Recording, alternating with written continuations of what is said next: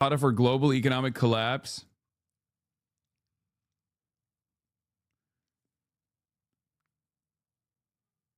You wouldn't have that problem since taking protect oil tankers to allow safe passage over the strait under unlimited maximum firepower from the IRGC's Shahed drones and ballistic munitions is idiotic. I don't think they'll do that. That would be insane.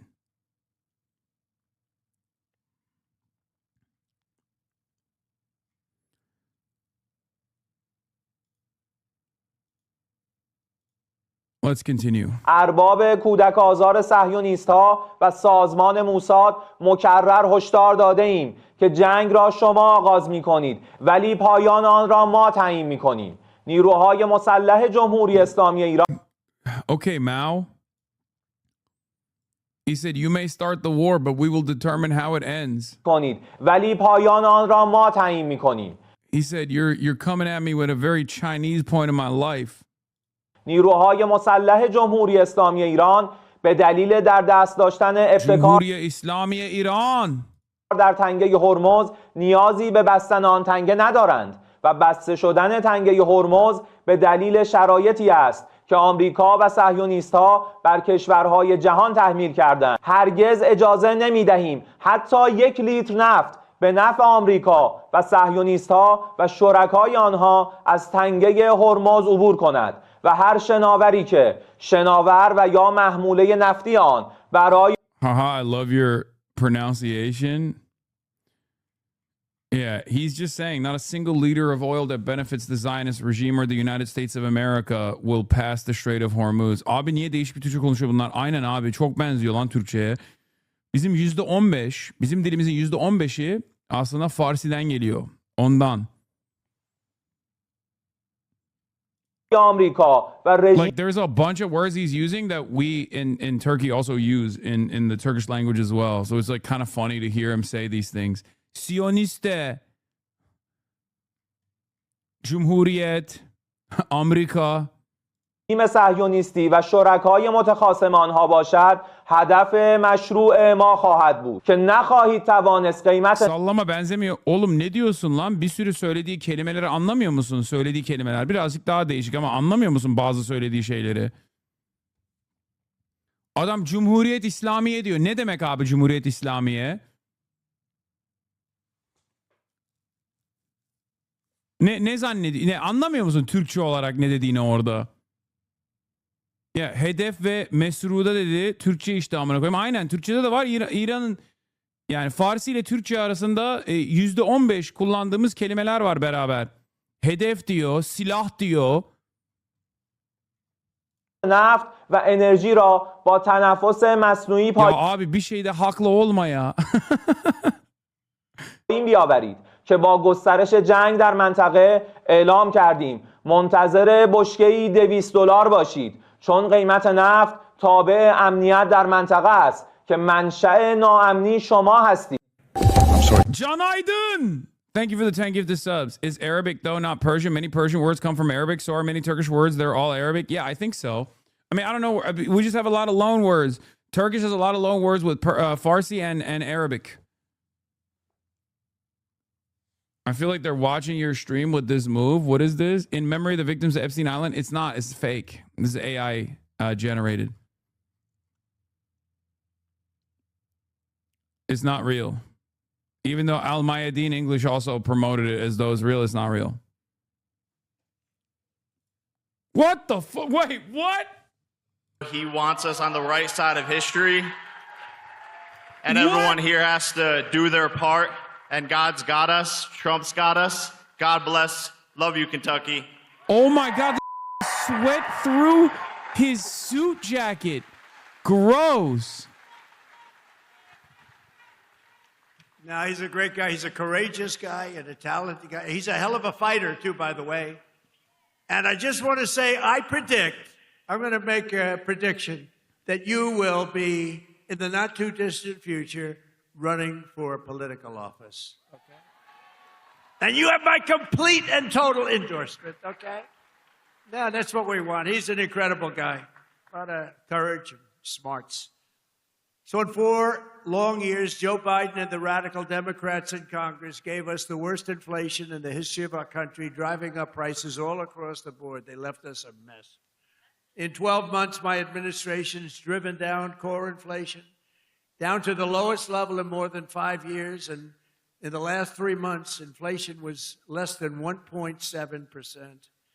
Under our policies, prices for chicken, eggs, cheese, butter, potatoes, and fresh fruit are lower today by a lot than when I took office.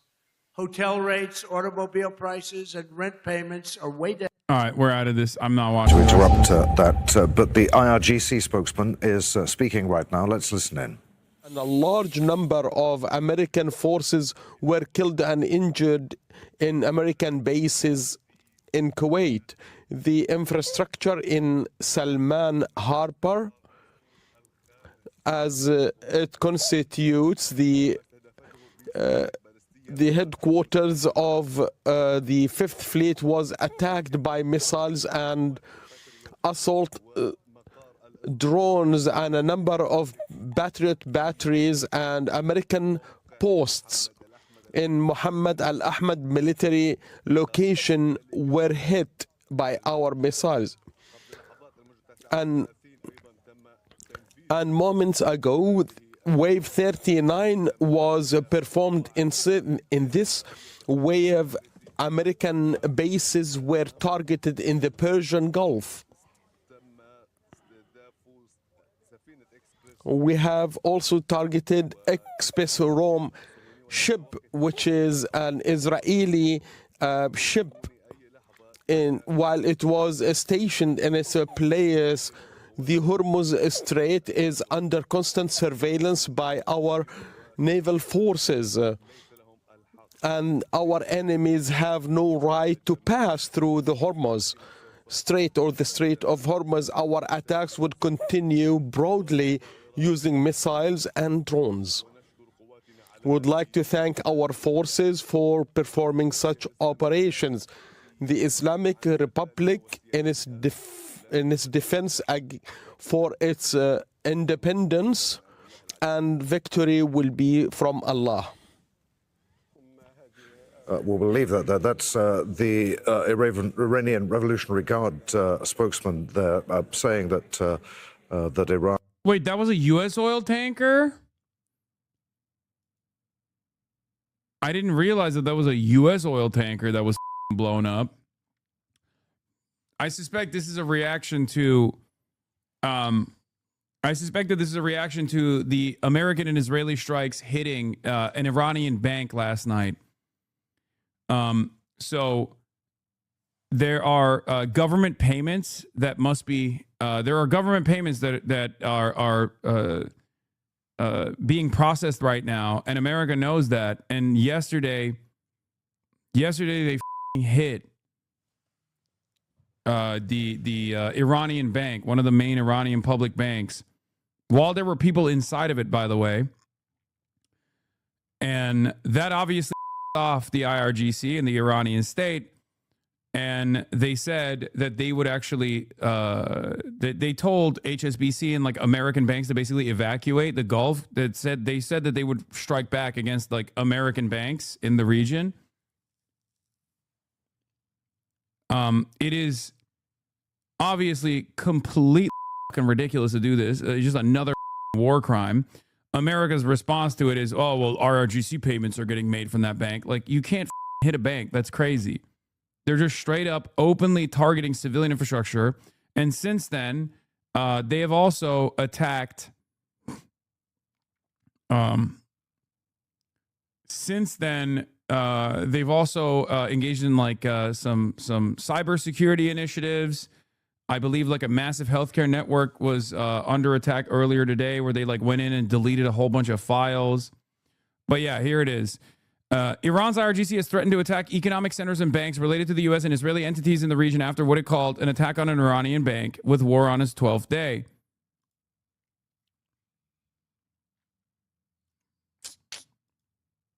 They bombed a bank in Tabriz, very close to where my parents live.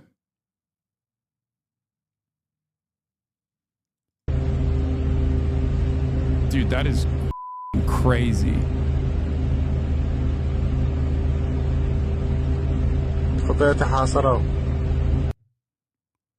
Stryker Medical, right? Yeah.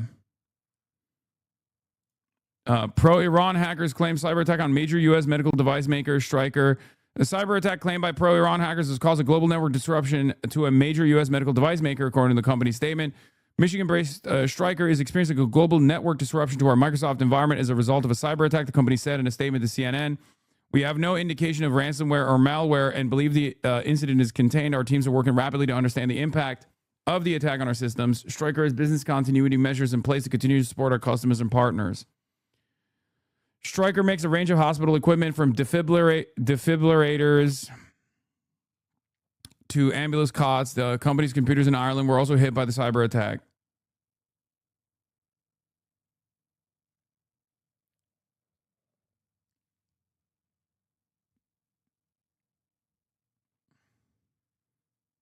The Stryker family are huge donors to Democrats in Michigan too. Yeah, I don't know if this is like I don't think this is Handala. I don't know if they've claimed credit for it, because Handala is like the Iranian government's own hackers. I don't know if they would hit like is it Handala, or it could be an independent group.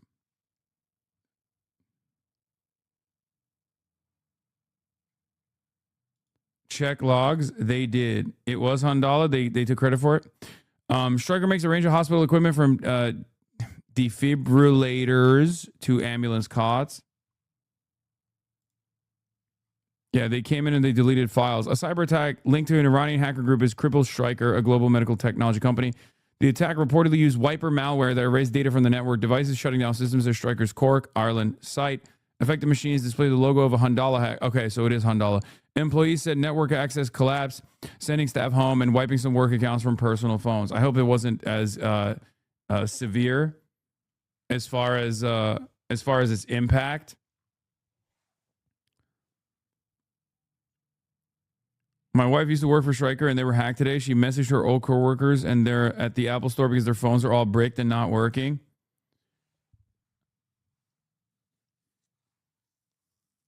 Surely they have backups, Lamau. Yeah, I assume they do, but they wiped out everything in factory, reset people's phones if they were on site. That's crazy. Iran said houses close to banks are now within their blast radius. I live in Kuwait with my family. I'm fucked.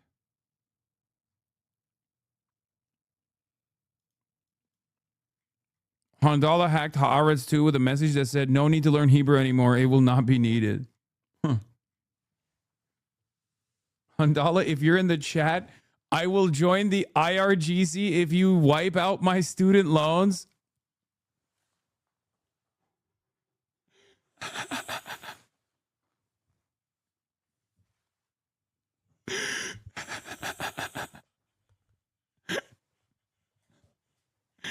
Yo. Listen, Handala, Americans are desperate. They could shock the world, actually. That's not even a joke. That's not even a joke. Ironically, if they were to hit like a pain center, like a center of capital that many Americans are frustrated with, like they could shock the world. You don't understand how much, you don't understand how many people will be like, well,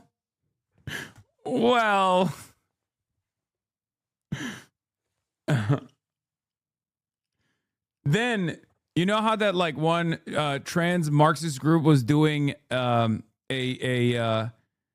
funeral, like a vigil for remembering the supreme leader Ayatollah Ali Khamenei. That would no longer be sparsely attended. Okay, all I'm saying is they hit like Ticketmaster or some shit.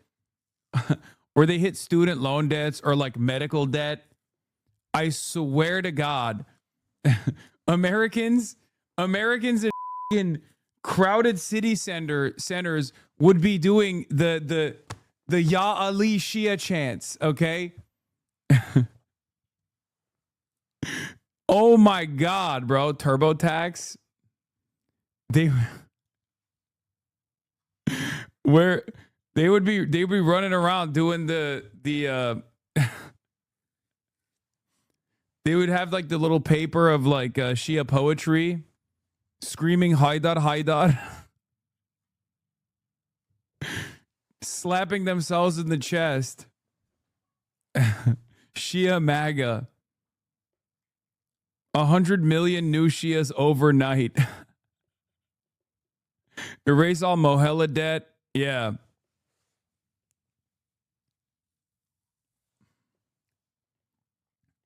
Anything for my country, Iran.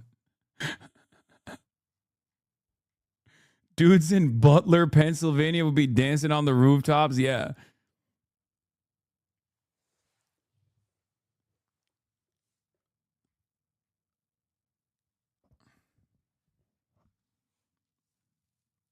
I would convert to Islam if they wiped out my student loan debt.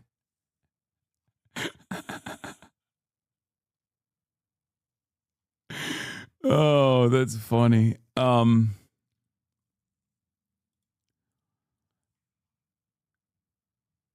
What is this? Sir, they're getting closer and closer to doing the meme. Iran reportedly fired 2 ballistic missiles during its attack on Israel this evening. One is intercepted, one crashed short of the Jordanian desert per Israeli reports.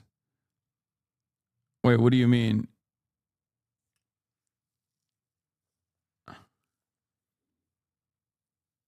Reciting the Shahada for global economic collapse.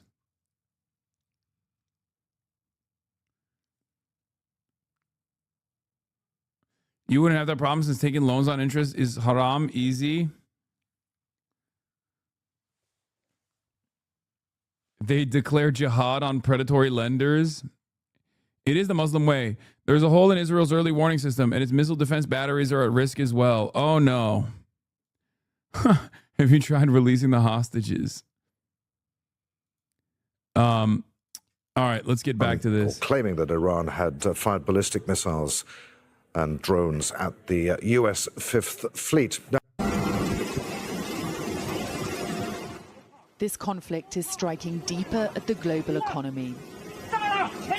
Did you see this? Hezi/Iran still got hands? Yeah, no. Northern Israel was under heavy Hezbollah rocket barrage earlier today when I first started a couple hours ago. Look, this is new. This isn't like old footage, by the way. They were pummeling Northern Israel.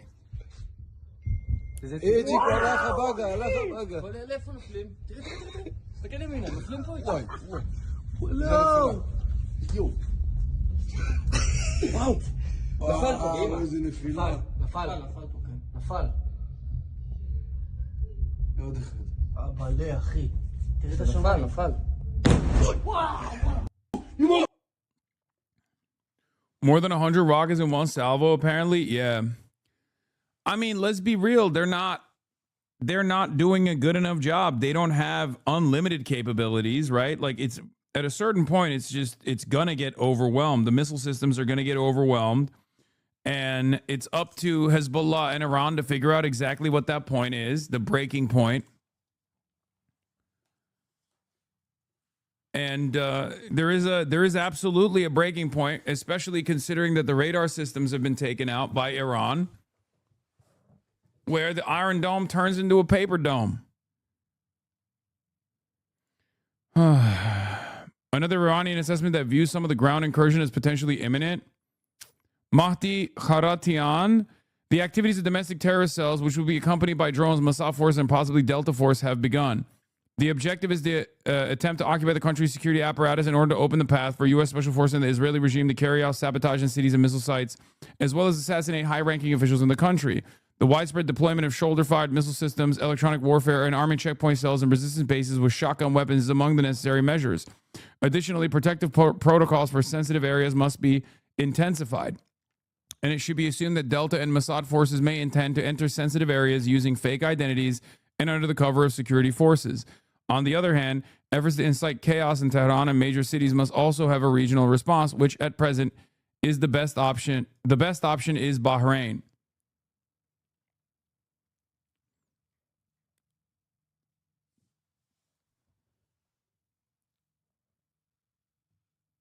I don't know who this is, but Sina Tusi is pointing to it. So maybe there is like a real fear in Iran that this is happening. But I mean, this is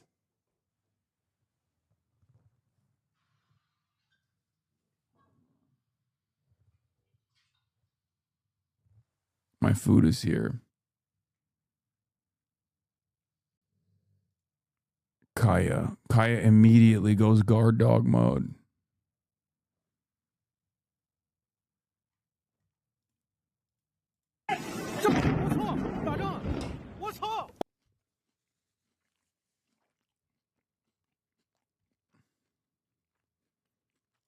İran halkına da bu Şiidir, bu Sünnidir. Oh, Erdogan, by the way, came out and I guess he's a big Professor Jiang defender and said we will unite the Shias and the Sunnis under the banner of Pax Islamica. If tomorrow he comes out and says Judaism invented Islam, if he comes out and says Jews invented Islam, then we know he's a real ball knower, okay? Because apparently that's something that Professor Jiang has said. Mr. Predictive History.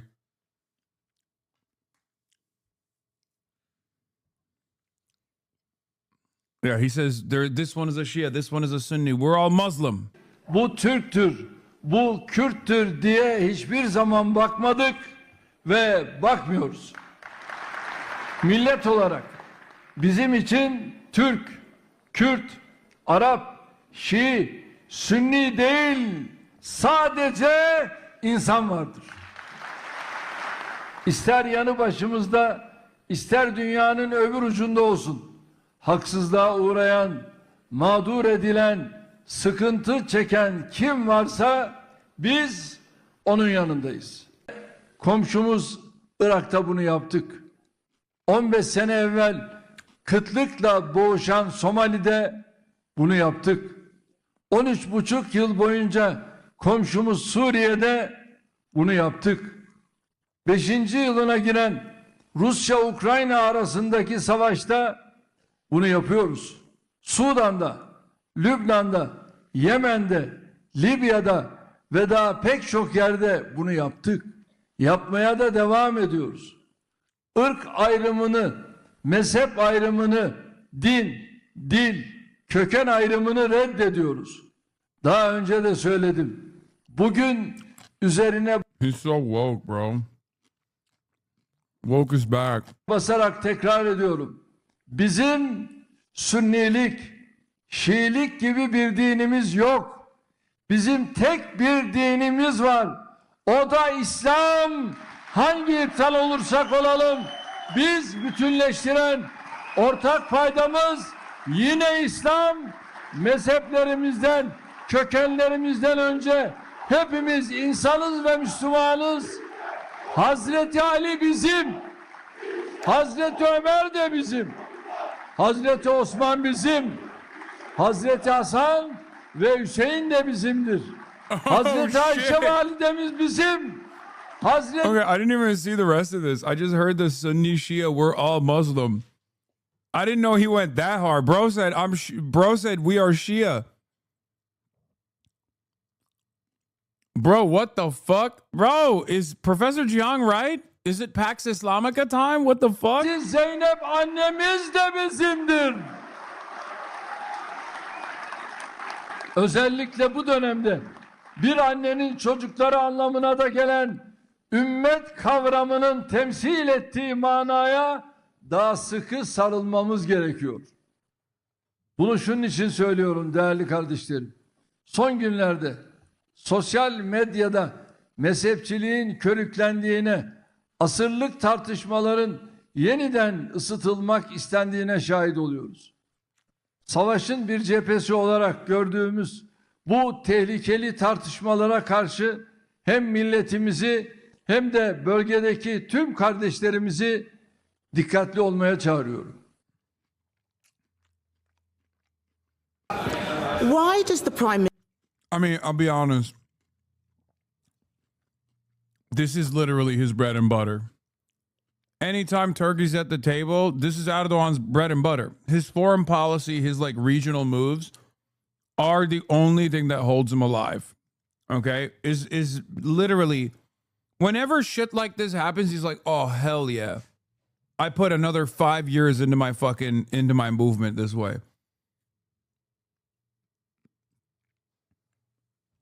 as much as I despise him, he has a very pragmatic approach to his foreign policy, which is incredibly violent and completely unacceptable, of course, when it comes to, you know, dominating Kurdish regions and whatnot.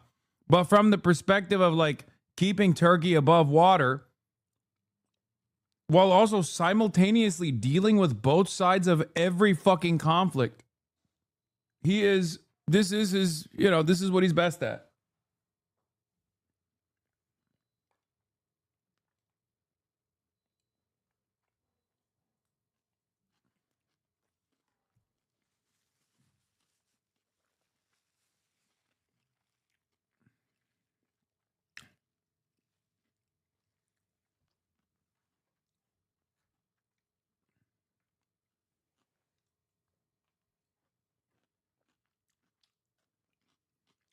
All right, let's get back to the UK. Minister, think now is the right time to increase the cost of petrol? Prime Minister. What's his purpose? For the people who are asking what was his purpose of that previous speech, it's just anti-Israel. He's just trying to whip up a base of support. First of all, he loves being the king of Muslims, okay? He is like Mr. Islamic Caliphate. It's not sincere, but it doesn't matter. It plays really well in the Ummah, okay? He loves presenting himself as like the protector of all Muslims everywhere. That's number one. And it plays really well. Like a lot of people think this guy is straight up like the Israel deleter, okay? He's not.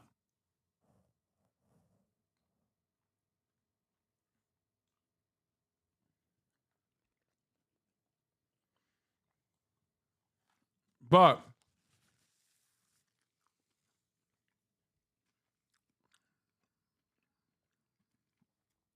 that's one of the reasons why he's talking like this. The other reason why he's talking like this is because he too has the same exact ambitions that Saudi Arabia has here. They want a weaker Iran because Iran is a regional competitive power. But they don't want a destroyed Iran. They don't want a destroyed Iran for a couple of reasons. Because Iran, if destroyed, is going to cause a massive collapse of the entire region with 93 million people that are displaced, that can't live there any longer, a much bigger danger to other countries in the region, right? The other fear that Saudi Arabia and Turkey has is that Iran must remain a sovereign nation because a sovereign Iran is a pressure point against Israel.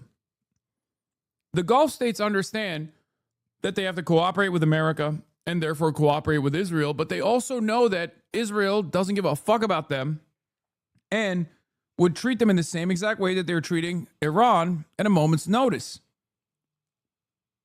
So from the state analysis, whether it be MBS or whether it be Erdogan, they are very fearful of the destruction of Iran for a bunch of different reasons, and one of them is because Iran is a load-bearing sovereign nation in the region.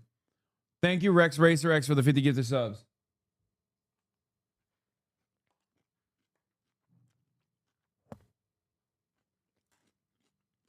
Mr. Speaker, we are not increasing the cost of petrol. We're absolutely clear in taking the measures that are necessary to deal with the impact of the conflict in Iran. We're dealing with that with other allies. We're taking the necessary action. But the best thing that we can do, Mr. Speaker, is to work with others to de-escalate the situation. And Mr. Speaker, as I said to the House last week, I took the decision that we should not join the initial US-Israeli offensive against Iran. The leader of the opposition attacked me for that decision relentlessly. She said that the UK should have joined the US and Israel in the initial offensive strikes. Mr. Speaker, then yesterday, in the wake of the economic consequences, the leader of the opposition totally abandoned her position. She told the BBC, I never said we should join. She told the BBC, I haven't said we should have gone in with the United States. That is the mother of all U-turns on the single most important decision a Prime Minister ever has to take, whether to commit the United Kingdom to war or not. Mr. Speaker, I think the mother of all U-turns is him saying that they're not increasing fuel duty. That is news to us because last week the Chancellor stood up and said the fuel duty was going to increase in September. Mr. Speaker, no apology to our pilots who are risking their lives. And I'm not going to take lectures from someone who says we should join the war and a week later says, can I change my mind? I got that wrong. It is deeply embarrassing. But she's not the only one. Mr. Speaker, last week she's not the only one, the leader of Reform. We should be part of this with the US and the Israelis. We have to get rid of the regime. We should do all we can to support the operation. I make that perfectly clear, he said. Until yesterday, screeching U-turn, we shouldn't get ourselves involved in another foreign war. Two parties packed with failed... I can't believe they made Kid Starver look good. I cannot believe they made... The Tories and Reform are such monsters and so pathetic and so deeply unserious that they literally made Kid Starver look like a competent statesman.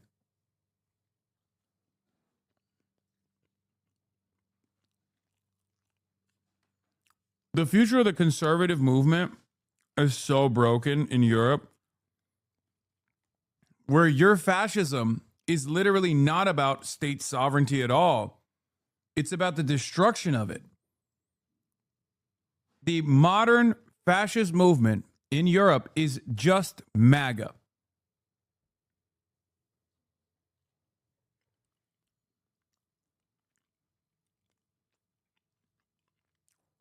And it's so cucked to the mercy of a madman, an uncontrollable madman, who ironically is servile to Israel, but an uncontrollable madman nonetheless, that you end up coming across like a fucking baboon if you immediately lean into it. Tories, led by leaders who are not fit to be Prime Minister. Have unfortunately been kept down by occupations of different sorts for years and years, and don't have the same don't have the same sovereignty mentality that Iran has. So many people think this is going to be like Iraq. Many people think this is going to be like Afghanistan. They don't understand that Iran is a totally sovereign country, a sovereign nation that had a successful anti-imperialist revolution. The revolutionary spirit, regardless of the repressive nature of the IRGC or the state currently, still lives on in the heart of all Iranians. Iranians are very resilient people, but it's a nation state. There's a difference between a regional power that is a sovereign nation state and a country that has been dominated by first the USSR and then the United States of America with boots on the ground military warfare. Like, it's not, you know, it's, if you try to compare it to like Libya, if you try to compare it to Syria, if you try to compare it to Iraq, if you try to compare it to Afghanistan, you're going to be surprised. And it seems maybe many of our generals, or maybe not the generals, but many of the people in charge of this Operation Epic Fail were of that mindset where they thought, oh, these are barbaric Muslims. They will be incredibly easy to dominate. They will drop their weapons and run away. They will not have any contingency plans. We will decapitate their entire leadership. We will kill their high-ranking generals in the IRGC, and they will be confused.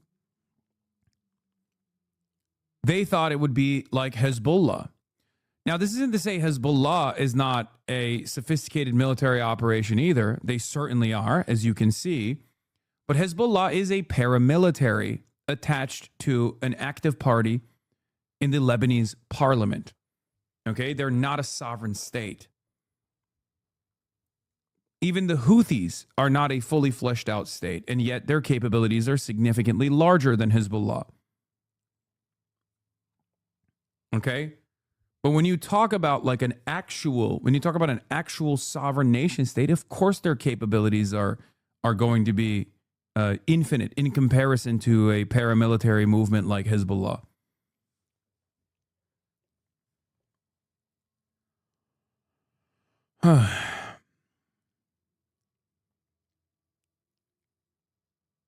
The Houthis have more capabilities than Hezbollah. They have more freedom than Hezbollah. Like, for example, the Houthis have loitering anti-aircraft systems, right? Hezbollah doesn't. Hezbollah's anti-air defense is marginal in comparison to what you can send to the Houthis. Hezbollah isn't backed by the Lebanese army. It's not only is it not backed by Hezbollah has legit ballistic capabilities, and so do the Houthis, but it's much easier to send legitimate ballistic capabilities to the Houthis than it is to Hezbollah. That's the problem. And it's become impossible to do so now that the land bridge between Iran and Lebanon has been disconnected. Syria no longer is a territory that you can use in your supply chain. It's become impossible for Hezbollah to continue getting more weapons from Iran.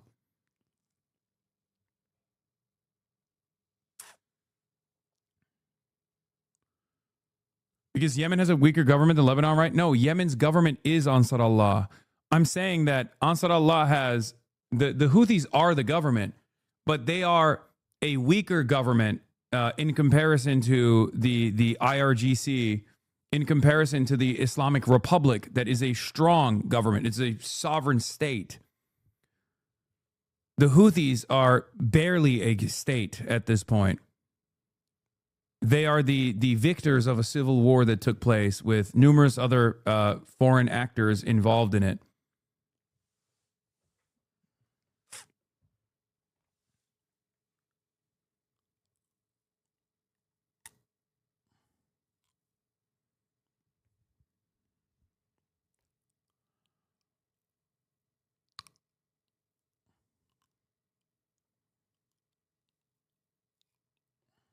They aren't solidified in their power yet? No, I think they have solidified plenty of power at this point. It's just that, I mean, their capabilities are limited because they're a new government. And even with their limitations, they were able to defeat America twice. So, you know, Ansar Allah is a force to be reckoned with, really. Held together by sheer will, okay? That's it. And like, the Houthis don't control all of Yemen. They only control North Yemen. South Yemen is totally different leadership. Yes. Strike on the Shabaya oil field in between Saudi Arabia and the United Arab Emirates. We've seen further north strikes in the area of Iraq, and that's a separate possible part of the war that may begin against Baghdad International Airport. Oh my God. New U.S. intelligence assesses that Iran's leadership remains largely intact and the regime is not at risk of collapse after nearly 2 weeks of U.S. and Israeli bombardment, according to 3 sources familiar with the assessments. No way. I'll take it one step further. There was a Financial Times report on this as well that showed... There was a Financial Times report on this that showed that, guess what? A lot of the people were fucking duped. A lot of the people in Iran that were primed and tuned into Israeli and numerous Gulf state media that was trying to do psyop after psyop to gear them up for Israel saving them were fucking duped. It turns out there are a lot of people in Iran who legitimately hate the regime that thought that Israel and America would actually come to save them. And then when Israel blew up the oil refineries in Tehran and engaged in chemical warfare against 10 million plus Iranians, they very quickly realized, oh my God, they're not here to save us at all. And the only solution that we have is, and this might come as a surprise to you once again, exactly what I've been saying for the past fucking month or so, the regime remaining intact. Does anyone have the Financial Times reporting on this? Oh, here it is. Good journalism from the Financial Times featuring interviews with a number of hardcore anti-regime Iranians. These Iranians initially welcomed the U.S.-Israeli war, yet quickly turned on the war and came to resent the warmongering monarchists in the West / Pahlavi. Meanwhile, monarchists support Pahlavi and back the U.S. and Israeli intervention despite its toll, but analysts believe the exiled royal may have lost support from more recent converts to his cause as the brutal reality of war sets in. The majority of Iranians who see the January killings as unforgivable are lost over how to push for change. This includes Sarah, a teacher in her 40s who once hoped for the regime's overthrow but now admits she has changed her mind. I've come to terms with the bitter reality. The Islamic Republic is resilient, she said. I never thought I'd say this, but if someone from within the regime becomes a real reformer, why not? In the end, we just want peace and welfare. Marjan, a housewife, could not hide her emotions when the news of Khamenei's death broke. She had believed it would usher in the regime's collapse. Now I wonder, even if the Islamic Republic falls, what will we inherit? A land in ruins.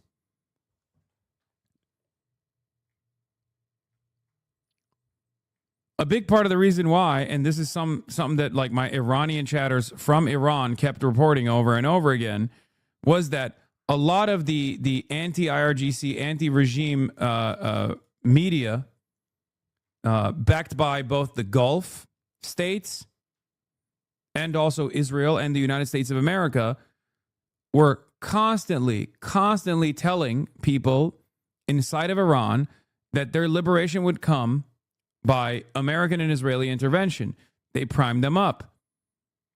They primed them up into believing that America and Israel genuinely had the intention of saving them.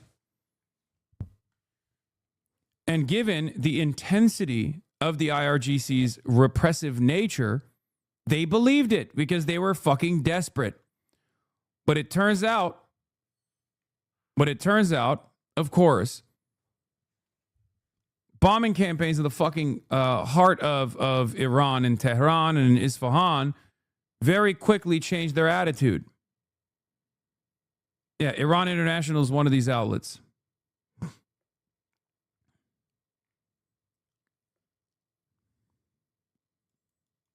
Yes, Iran International, the pro-Israel, pro-monarchy news channel.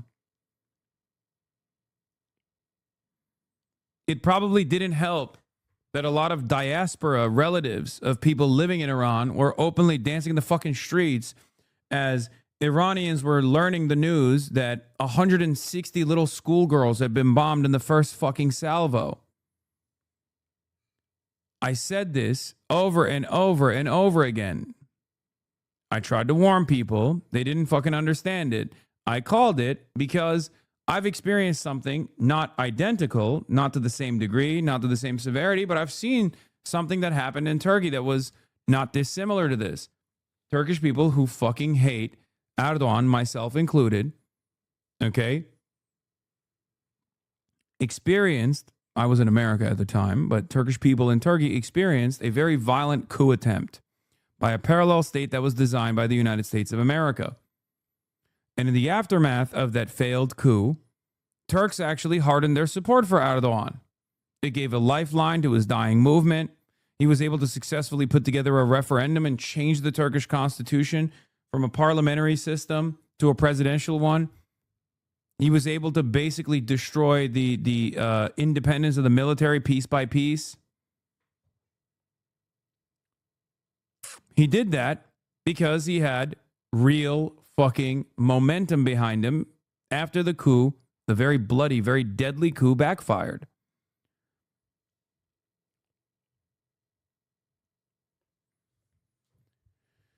So while Iranian International and outlets such as that one, backed by the American state, backed by the Israeli state, has the capacity to radicalize the diaspora Iranians,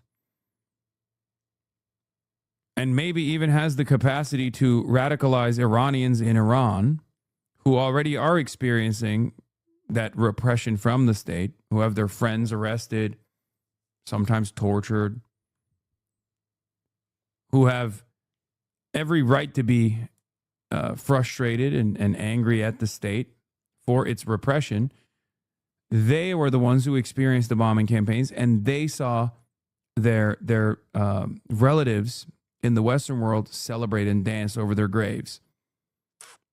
It's going to be very hard to whip up popular support and mobilization when the forces that are demanding you to mobilize have no investment whatsoever in a sovereign nation state's development in the aftermath of its bombing campaigns. When Israel, that is leading the charge, is very clearly trying to create a failed state, Iranians are too smart to fall for that bullshit.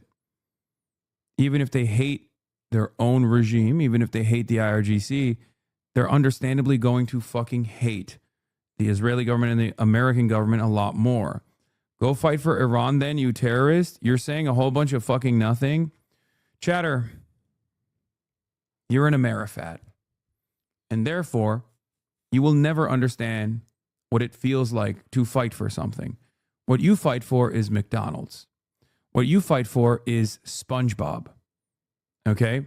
And in most circumstances, you don't even have to fight for it. Some other fucking poor dipshit from Iowa will fight for you. And they're not even fighting for you. They're fighting for the same forces of capital. But at least you can sleep comfortably at home at night with the knowledge that, our enemies are being destroyed. They can steal all your money and reappropriate all of your fucking productive output back into this endless militarism, so that the military-industrial complex can turn profit year over year. Okay? Don't worry. Your jalapeno poppers are safe.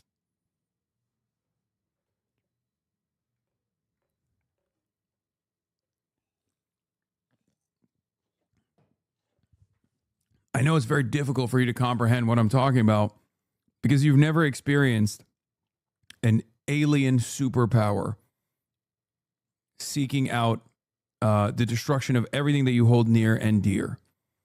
And therefore, you will never understand it. Okay?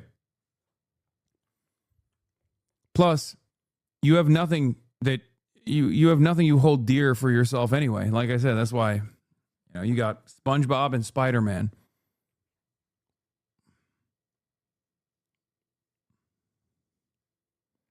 SpongeBob abi yapma. Sünger Bob kare pantolon abi.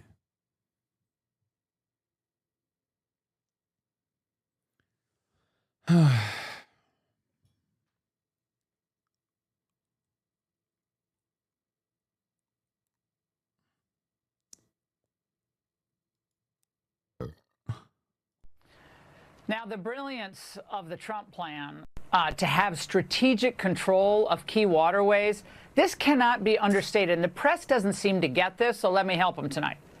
I'm talking... Is the same calculation for me as an Egyptian. I fucking hate Sisi, but if America and Israel tried to do regime change here, I would become the regime's strongest soldier. Brother doesn't understand that the regime change already happened. Dog, the regime is already controlling you. The American and Israel-backed regime is literally in charge right now. I hate to report this to you, Egyptian chatter, but it already happened. Okay? It quite literally happened. There was a point in time where Egypt almost had democracy, and that was a bridge too far for Israel. It was a bridge too far for America, and Sisi is the guy that they put in charge. Oh, he's Muslim Brotherhood. Muslim Brotherhood, they said. Scary.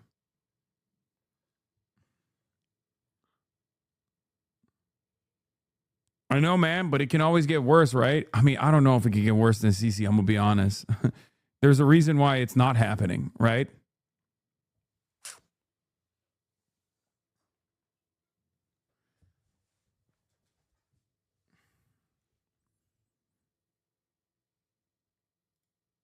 The Strait of Malacca in Indonesia, the Panama Canal, remember China wanted it, and now preventing Iran from choking off the Strait of Hormuz with an eventual nuclear threat also. No, dipshit, it can get worse. Yeah, what the fuck, I'm Egyptian, fuck you talking about? Bro, what in the fuck? What in the fuck? No, dipshit, it can get worse than this, you dumbass. I mean, you're already in it. There's a reason why you're not being destabilized actively and being bombed actively. It's because you already have a pliant regime that is totally servile to the needs of Israel and America. Egypt executed its first democratically elected leader, and he, Mohamed Morsi, was a professor of civil engineering at Cal State Northridge. That's another thing that I find really funny is that like the Iranian government, like when you look at Pete Hegseth and you look at Donald Trump and then you compare them to like who runs the Iranian government. And it's so funny because like Ali Larijani is like a Kantian philosopher. Okay. These are people that like came to the United States of America, came to the West, and didn't just like get their PhDs here, but they also taught in American and like Western universities. So it's pretty funny when you hear someone like Arakshi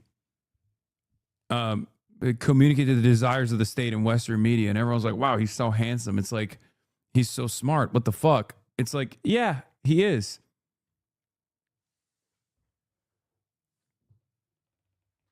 Bro, look at Arakshi's dissertation topic. It's insane. I know. It's political Islam, right?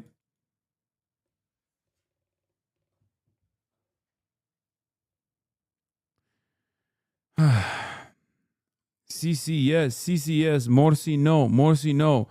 Shut up your moose, Obama.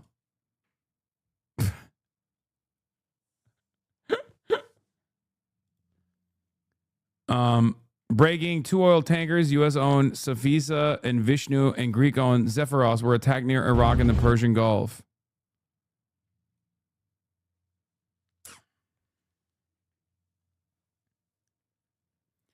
It feels bad, man. I mean, look, eventually something will break in Egypt. There's no shot, right? Egypt will have a revolution once again. There is no doubt in my mind. The state is far too fucking corrupt and far too incompetent for the population not to rise up. It's coming. I just don't know exactly when. Maybe Egyptians will say no, but 100%, there is no way that they can keep controlling the country, especially with the dire economic conditions that Egyptians are facing. I don't think it's, I think it's eventually going to come. Bro, they literally took over like a police precinct because they were mad that, people were not allowing safe passage over the Rafah border. Like the Egyptian government and the Egyptian military was refusing to allow entry through the Rafah border. So people got so fucking frustrated that they militarily took over a fucking police precinct. Stuff like this doesn't happen in a country that is stable, okay? My guess is a popular uprising ending in a palace coup. Yeah, 100%. There will be inevitably a popular uprising in the state of Egypt. Israel will do everything in its power to stop it, but obviously they're not dedicated enough to like offer Egypt any sort of fucking economic improvements. So Egypt is prime for revolution. The other place is Jordan. Mark my fucking words. And it turns out Bahrain too, which ironically enough is now getting help from Jordanian forces that work to squash any sort of fucking anti-government protests or pro-Palestinian protests in Jordan.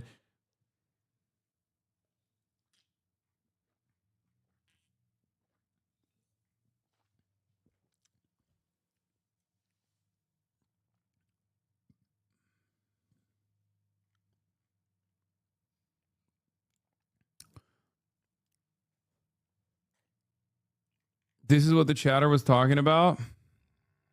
ورسالة بقى لأوباما. Listen, your Obama. We are Egyptian women.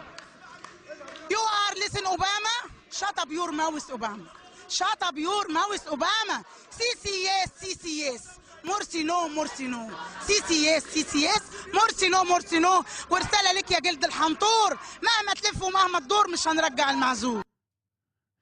Shut up your mouth, Obama.